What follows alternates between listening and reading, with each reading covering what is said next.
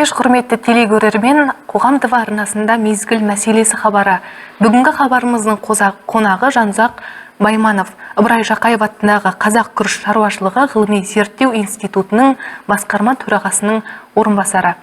Студиямызға қош келдіңіз. Рахмет, қош көрдік. Бірінші кезекте енді су тапшылығы мәселесіне тоқталсақ. Жылда қайталанатын мәселені болдырмас үшін қазіргі таңда өңірімізде қандай шаралар қолға алынуда? Өте өзекті мәселе. Бүгінгі күні әсіресе біздің Қызылорда облысы үшін әлемде қалыптасқан климаттың өзгерісінен су тапшылығы пайда болды ғой. Бұл біздің өңіріміз ішінде өте өзекті болып отыр. Себебі біздер Сыр өңірі, осы Сырдария өзенінің негізге осы су көзі Сырдария болса, соның ең төменгі ағысында орналасқанбыз, және де осы аймақта осы еліміз үшін, Қызылорда облысы үшін ең осы жалпы еліміздің ауыл шаруашылығына азық-түлікпен қамтамасыз бағытталған бір керемет жобаларын орындау бағытындағы кезінде кеңес үкіметінде жасалынған ауыспалы егіс танаптары орналасқан. Біздің облысымызда осы суармалы егіншіліктің жалпы көлемі 250 мыңдай болса, оның 180 мыңдайы осы инженерлік жүйеге келтірілген. Осы инженерлік жүйеге келтірген алқаптарда бүгінгі күнге шейін осы жыл сайын осы бұрынғы кездері 100 мың гектарға шейін күріш егілсе, соңғы кездерде осының су тапшылығына байланысты ол бірте-бірте азайып, осындай 75-85 мың гектар көлемінде егілуде. Енді біз жалпы осы су тапшылығын болдырмау деген жалпы ол үлкен мәселе. Ол су тапшылығын болдырмау біздің ғылыми зерттеу институтына негізінен қарамайды. Ол негізгі мысалға ол трансшекаралық өзен болғанда ол үлкен мемлекеттік деңгейде осындай Өзбекстан, Қырғызстан, басқа да осы мемлекеттердің осы жоғарыдан келетін суды реттеу, мысалы үлкен деңгейде шешетін мәселе. Ал біздің мақсатымыз осы қолда бар суларды тиімді пайдалану. Көп болсын, аз болсын, соны ысырапсыз пайдалану. Осы бағытта бүгінгі күні біздің күріш институты ғалымдары осы күріш алқаптарының егісін осы жыл сайын ең төменгі мөлшерін 70-75 мыңнан төмен түсірмеуді біз ұсынып отырмыз. Неліктен? Себебі біздің өңірімізде жаңағы айтылғанда Сыр Арал теңізіне жақын орналасқанбыз, осы төменгі белдеуде. Сондықтан біздің аймағымыз осындай екінші қайтара тұздануға бейімделген. Ал осы күріш егісін егу арқылы осы суармалы алқаптардағы екінші қайтара тұздануға жол бермей, бұл күрішті егу арқылы, яғни осы біздің жаңа алтын қор болып саналатын күріш атыздарын, егіс алқаптарын шаюды да қамтамасыздаймыз мінекей осы бағытта.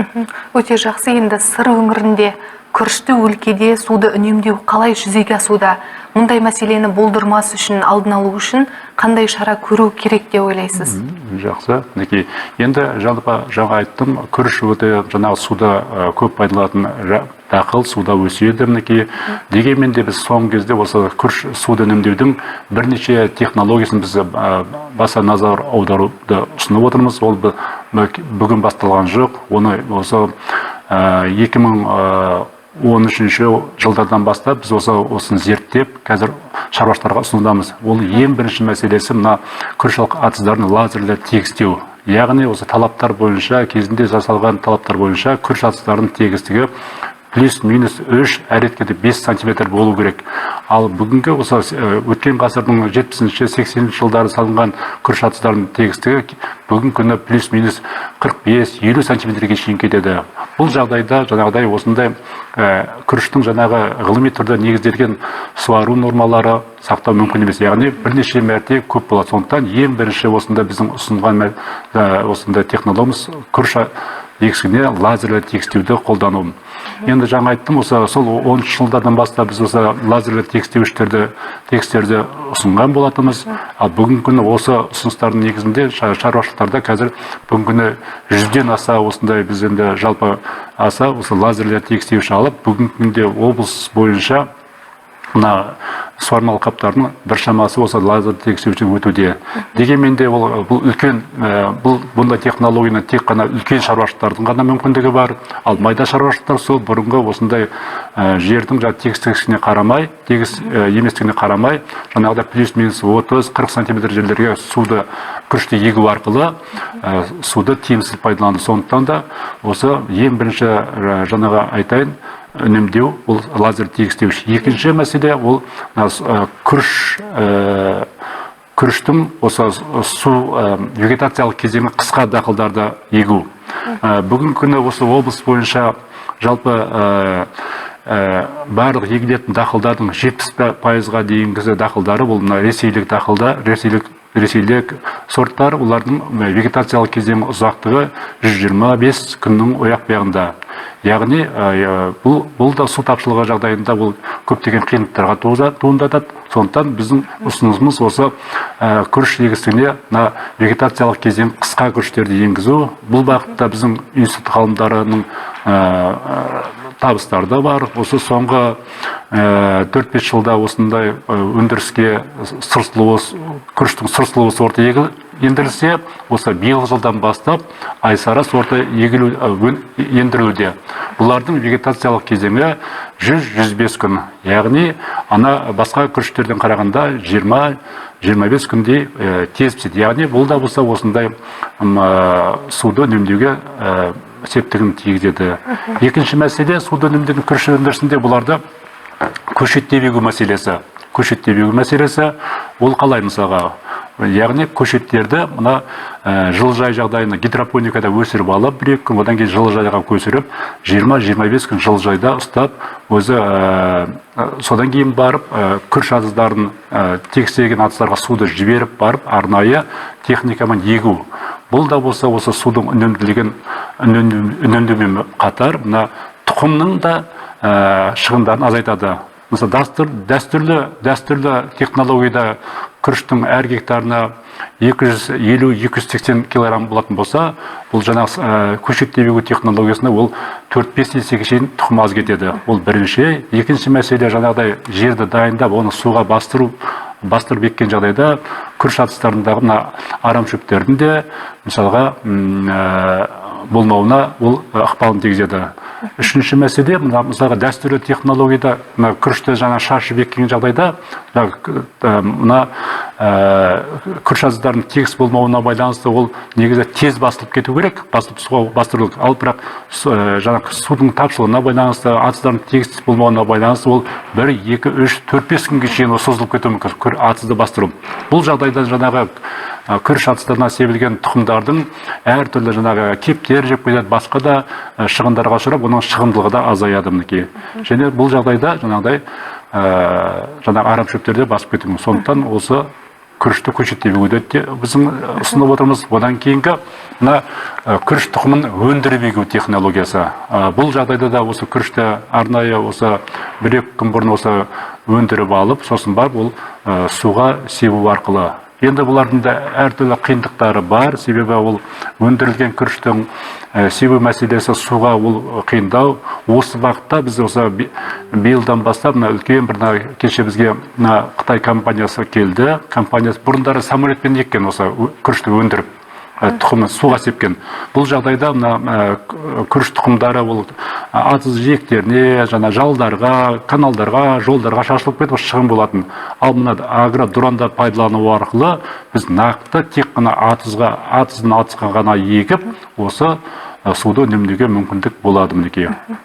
Өте жақсы. Енді 90 күн суда тұрып өсетін күріштің тақыр жерде де өсіріп өндіруге болатындығын өздеріңіз дәлелдедіңіздер ғой ғылыми тұрғыда. Осы тұрғыда тамшылатып суару мәселесі де бар. Тамшылатып суару күрішті тамшылатып суару барысында күріш қалай өседі, осы туралы айтып өтсеңіз. Енді бұл әлемдік тәжірибеде бар, Азия елдерінде кеңінен пайдаланады. Біз де осы тақырыпты зерттегенбіз, осы Қызылорда облыс жағдайында оның пайдалану мүмкіндігін енді. Енді шынын айтқанда бұл тамшылатып суару жүйесі басқа түрлерге қарағанда суды 7-8-10 есеге шейін азайтады. Мысалға біздің зерттеулеріміз бойынша, мысалға күріштің мына дәстүрлі технологияда гектарына жаңағы неттасы 22 мың текше метр болатын болса, тамшылату суару жүйесінде біздің зерттеулеріміз бойынша ол где-то 3,5 мың текше метрге шейінгі гектарына болды. Яғни бұл 7-8 есе аз. Дегенмен де бұл технологияны біздің өңірде кеңінен пайдалануға ол өте қиын. Себебі біздің күріш алқаптарымыз атыз, олардың ортасында каналдары бар, жолдары бар. Оларға бұл тамшылату суару жүйесін пайдалану үшін бұл электр энергиясы керек. Олардың жаңағыдай әрбір жаңағыдай танаптарда олардың бәріне бірдей жеткізу қиындау. Сондықтан біз бұл тамшылату суару жүйесін біз тек қана мынандай осы жаңа сорттарды шығаруға, және шығарылған жаңа сорттардың тұқымдарын, осы бірегей тұқымдарын көбейтуге мүмкіндігі болатын біз осындай зерттеп отырмыз, қолдандық. Дегенмен де осы биылғы жылы осы тамшылату суару жүйесін өндіріске пайдалануға бағытталған бір жоба болайын деп жатырмыз бізбен үйіспен бірлесіп. Бұған мына Германияның JZ деген үлкен компаниясы бар. Сол компания осы өткен осы былтыр жылдың соңында келіп, бізбен ақылдасқан, осында кеңескен осы тамшылату суару жүйесін күрішке пайдалануға байланысты.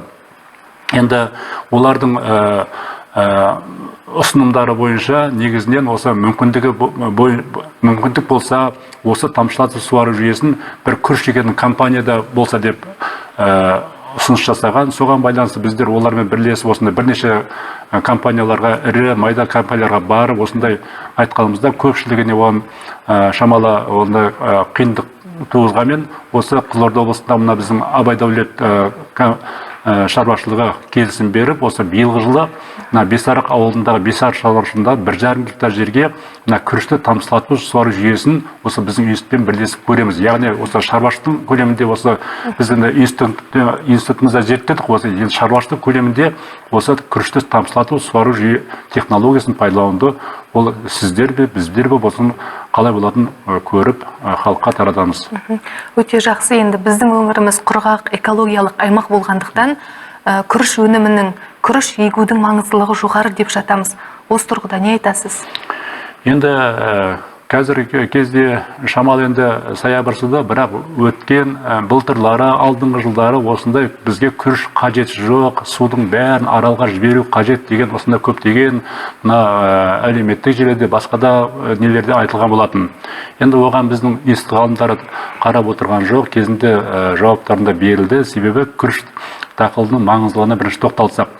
Бүгінгі күні әлемде мысалға 119 мемлекетте 160 миллион гектардай жерде күріш дақыл егіледі екен. Онымен 3 миллиардтан аса адам тамақтанады.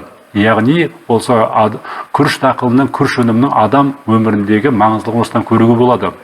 Енді сол біз зерделеп көрдік. Сол 119 мемлекеттің ішінде біздің Қазақстанымызда бар.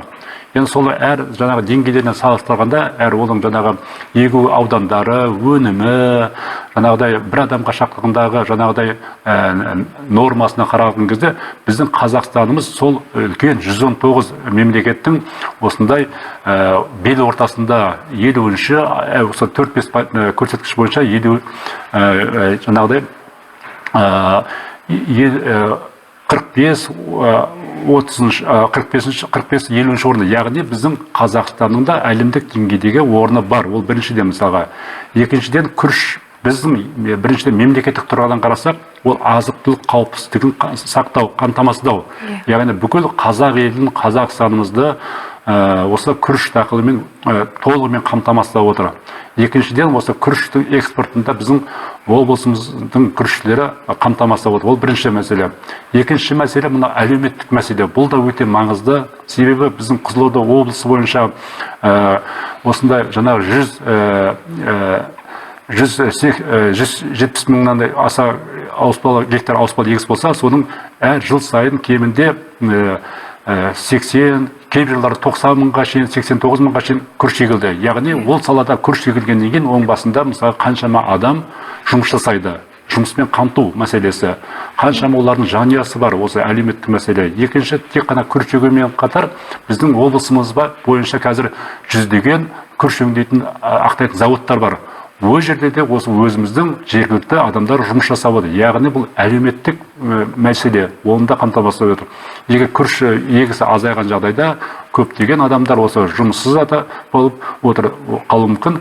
Екіншіден осы ірі көптеген шаруашылықтар, мысалы күріш егетін шаруашылықтар қазір сол ауылдарына қазіргі кезде көптеген осы қаржы бөліп, сол ауылдың көркеюіне, әлеуметтік, мәдени бағытындағы осындай күріштің өнімінің пайдасы арқылы соларға көмек беруде бұл мәселе.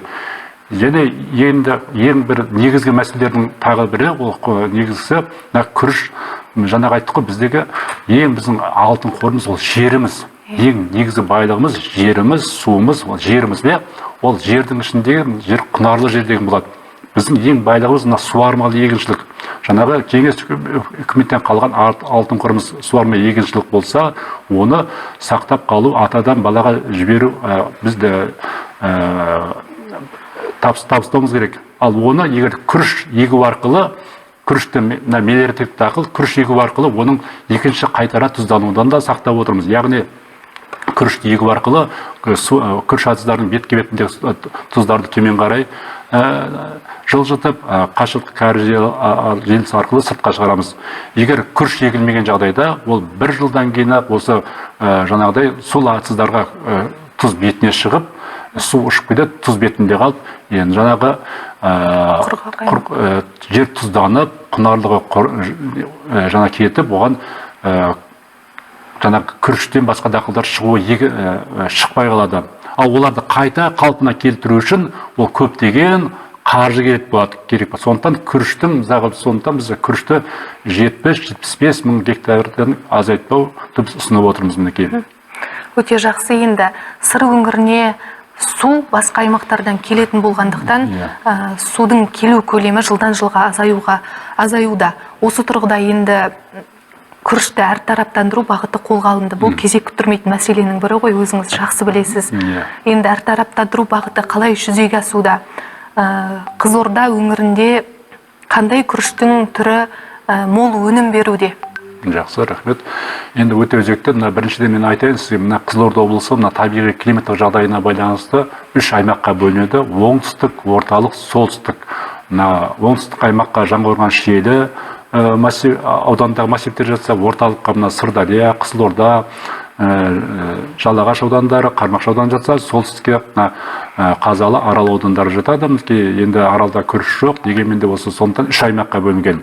Сондықтан біздің институт ғалымдары осындай осы 3 аймаққа байланысты осы күріш ауыспалы егісінің ыстық топшылығы жағдайындағы күріштің үлесін ұсынып отыр. Оған мысалға оңтүстік аймаққа Жаңақорған, Шиеліге 37,5-25% шейін күріштің үлесін азайту мысалға ше. Яғни мысалға 8 танап болса, оның 3 танабын немесе 2 танабын ғана күріш егіп, қалғанына басқа дақылдар. Орталық аймаққа, орталық және солтүстік аймақтарға 50%-ға шейін осындай күріштің үлесін сақтау. Енді неге Жаңақорған айту мүмкін, неге Жаңақорған жаққа оларға 37,5-25 деп. Біріншіден ол сумен қамтамастау мәселесі қиында. О жақтағы кейбір жерлері осындай биік орналасқан, оларға арнайы суды жеткізу үшін арнайы тоғандар салу керек. Мысалы плотиналар ол біріншіден. Екіншіден мәселе ол аймақтарға, оңтүстік аймақтарға оларға басқа жаңағыдай басқа дақылдарға, олар табиғи климаттық жағдай басқа дақылдарды егуге де тиімді о жақта. Біздің оңтүстік аймақтарда Түркістан, сонда о жаққа да басқа дақылдарды егуге, көкөніс, бақша, күздік бидай, басқа да дақылдарды егуге болады. Сондықтан осы 37,5-25-ге шейін азайтуды ұсынып. Ал орталық аймаққа бізде негізінен орталық аймақта Сырдария, Жалағаш аудандарында осы егіс алқаптарында мол орналасқан. Бұл жерде үлкен каналдар жүйесі бар. Сондықтан бұл аймақ осындай сумен қамтамастауға да шамалы тиімдірек кеп отырмыз. Енді бір мәселе, жаңағы айттыңыз, қандай күріш сорттары? Күріш сорттары бүгінгі күнге шейін мына осы облыс бойынша осы 70%-ға шейінгі осы біздің Ресейдің лидер сорты, Яндар сорты болса, кейінгі жылдары осындай мына шаруашылықтар өздері осы шығып, Ресейдің, Украинадан тағы да бір 4-5 сорттарын әкеп егіп жатыр. Олар да бүгінгі күні жақсы өнім беруде, бірақ та дегенмен де олар өздері бірінші егіп келіп, қазір бүгінгі күні олар мына біздің институт арқылы оларды осы жерде сынақ өткізіп, жаңағы сынақтан өткізу жұмыстары қазір осы жүруде мысалға. Енді жаңағы күрішті азайттық, орнына не егеміз? Мысалы, олардың құр қалмау керек. Осы бағытта біз не ұсынамыз? Ол бағытта біріншіден біз өзіміздің жергілікті жерге бейімделген мына дәнді дақылдар, арпа, бидай сорттары, өзіміздің институт ғалымдары шығарған осындай жергілікті жерге бейімделген арпа, бидай сорттары бар мінекей. Сонымен қатар мына түйе жоңышқа дегеніміз мінекей, соны алаулау сорты бар мінекей. Осы сорттар және де осы сонымен қатар майлы дақылдар мінекей, соя дақылдарын мысалға жүгеріні ұсынып отырмыз. Сонымен қатар бүгінгі күні біз институтымыз қант қымай деген дақыл бар. Сахарный қант қымай, осыны біз ұсынуды қазір қайта ұсынып отырмыз. Себебі қант қымайының құрғақшылыққа, тұздылыққа өте төзімді дақыл. Ол біріншіден, екіншіден оның жаңағы мал азықтық қасиеттері өте жоғары, қанттылығы жоғары, өнімділігі де жоғары. Тағы да бір қасиеті, оның тамыр жүйесі 75 сантиметрге шейін өседі. Яғни күрішті егу барысында сол жыл сайынғы жаңағы суға бастыру, одан кейін ауыр техникалармен жерді жырту, комбайнмен жинау, ол бәрі ауыр техника. Сондықтан оларды жыртқан кезде тек қана 25-27 сантиметрге шейін жыртады, соның астыңғы қабатында ұлтан пайда болады. Подплужный подошва ұлтан пайда болады. Бұл енді қатып қалады, олардың топырақтың ауа алмасу, зат алмасу процестеріне қиындық туғызады. Ал қант қымайының дақылының тамыры 65-70-75 сантиметрге барғаннан кейін ол осы ұлтан қабат тесіп өтіп, осы тамыры сол жерде бір жылды дақыл қалып, оны болашақта осындай зат алмасу, ауа алмасу процестеріне жасап, топырақтың құнарлығын көтеруге тиімді әсер. Екіншіден, қант қымай әлемдік деңгейде, бұл енді біз қайта көтеріп жатырмыз. Бұл әлемдік деңгейде үлкен жан-жақты пайдаланылады. Тек қана мал азықтық дақыл емес, сиылыс емес, одан жаңағыдай күнделікті қажетті ұн, печенье, спирт, биогаз, биотопливо деген осындай, егерде осы жергілікті кәсіпкерлер осы бағытта терең қаржы көздерін инвесторлар тауып қаржы көз ашса, ол өте пайдалы дақыл болып саналады. Оны осы бағытта біз жұмыс жасаудамыз. Жалпы енді күріштің көлемі алдағы егін маусымында азаймақ, иә? Менің түсінуімше. Қанша гектарға азаяды, және бұл экологиялық аймақтың жердің құнарлығын жойып алмауға бір әсерін тигізіп қоймайды ма? Енді былтырғы жылға қарағанда биыл енді 5100 гектарға шейін азайып отыр. Бұл су тапшылығына байланысты. Сондықтан дегенмен де ол енді сол деңгейде еккен жағдайда осы қолда бар суды тиімді пайдалансақ, ол қазіргі соңғы кездегі технологияларды пайдалану, лазерлі тегістеуіш, басқа технология пайдаланып, өнімділікті күріштің көлемі аудан азайғанмен, осы жаңа технологияларды пайдалану арқылы оның өнімділігін көтеріп, осы елдің әлеуметтік жағдайын, экономикалық жағдайын көтеруге ешқандай осы күріштің көлемін жаңағы осы 83 мыңға гектарға шейін азайтқаны ол кері әсерін тигізбейді деп ойлаймыз мінекей. Ал бұл мәселе бағаға әсер етеді ме?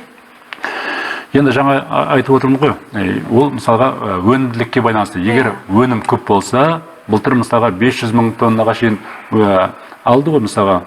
Яғни өнімділік көбейсе, аз егу арқылы да сол былтырғы межеден көп алып алып, ол бағаның тұрақтануына мүмкіндік бар.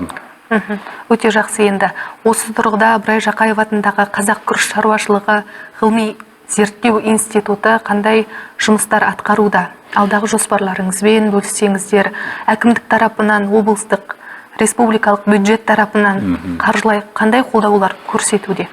Енді бұл өте күрделі мәселе. Рахмет, осы өздеріңіздің мүддеңізде осы сұрақтар қойғаныңыздарға. Себебі мемлекет басшысы да осы өткен жолдауларында айтты. Ең бірінші мемлекет басшысы осы ауыл шаруашылығын дамыту деді. Екіншіден осы ауыл шаруашылығын дамыту үшін аграрлық ғылымға ден қою деген айтқан болатын. Дегенмен де еліміздегі қазір қаржылық жағдайға байланысты, басқа жағдайға байланысты осы өткен жылдары осы күріш институтының қаржылық жағдайы қиындау болды. Көптеген кадрларымыз жан-жаққа кетіп қалды мысалға.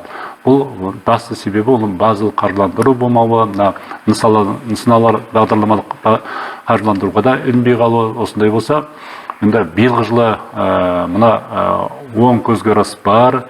Осы базалық қаржыландыруға еніп, қазір осы институттың биылғы жылға 90 миллиондай базалық қаржыландыруға болса, осы институт ұстап тұруға ішіндегі жетекші ғалымдардың да жалақысын, қызметкерлердің де осы базалық қаржыландыруын алуға мүмкіндік туды.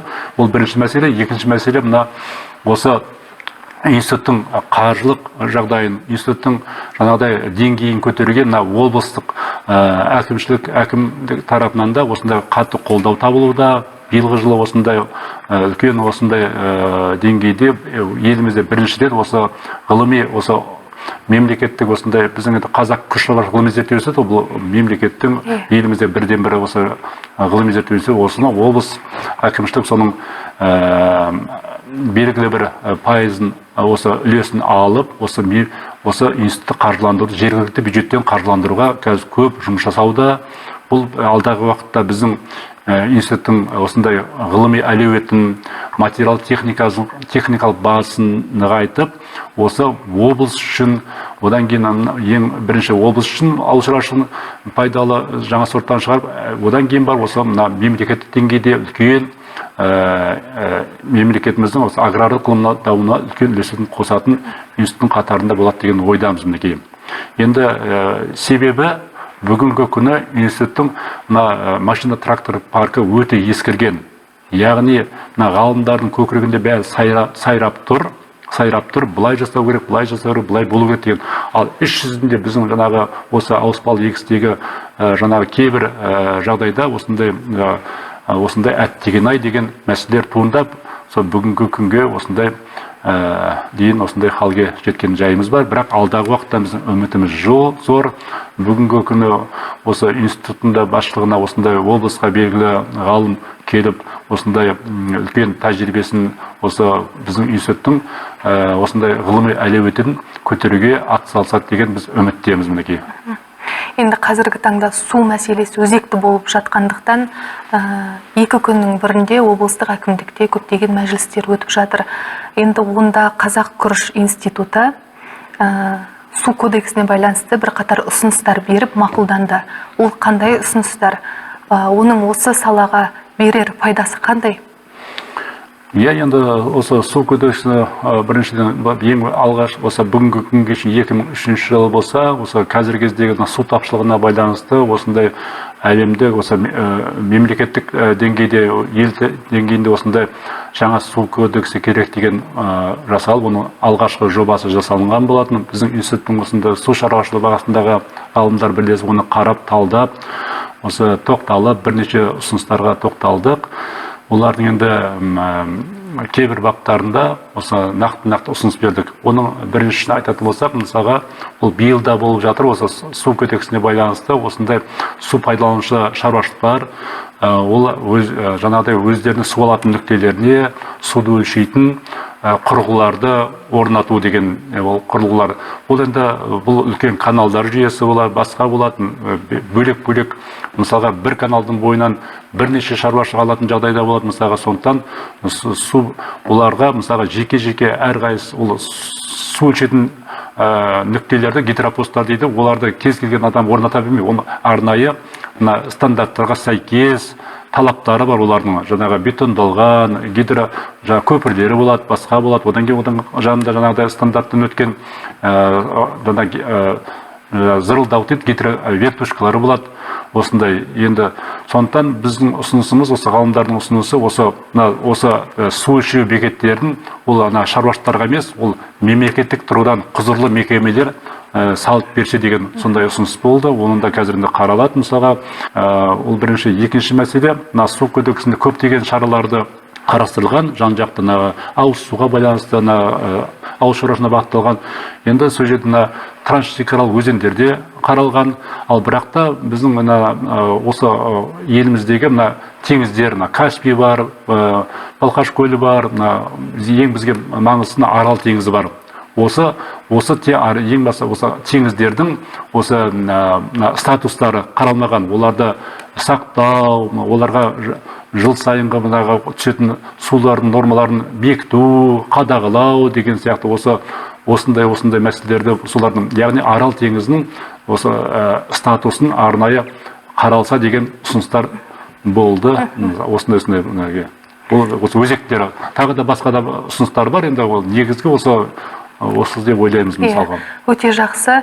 Жанұзақ мырза, енді алтындай уақытыңызды бөліп келгеніңізге алғыс айтамыз. Ауыл шаруашылығын дамыту бағытында атқарып жатқан еңбектеріңіз еленіп, тек жақсы жетістіктерге жете беріңіздер деп тілейміз.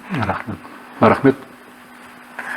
Құрметті телекөрермен, бізге берілген уақыт осымен өз мәресіне жетті. Келесі кездескенше сау саламатта болыңыздар.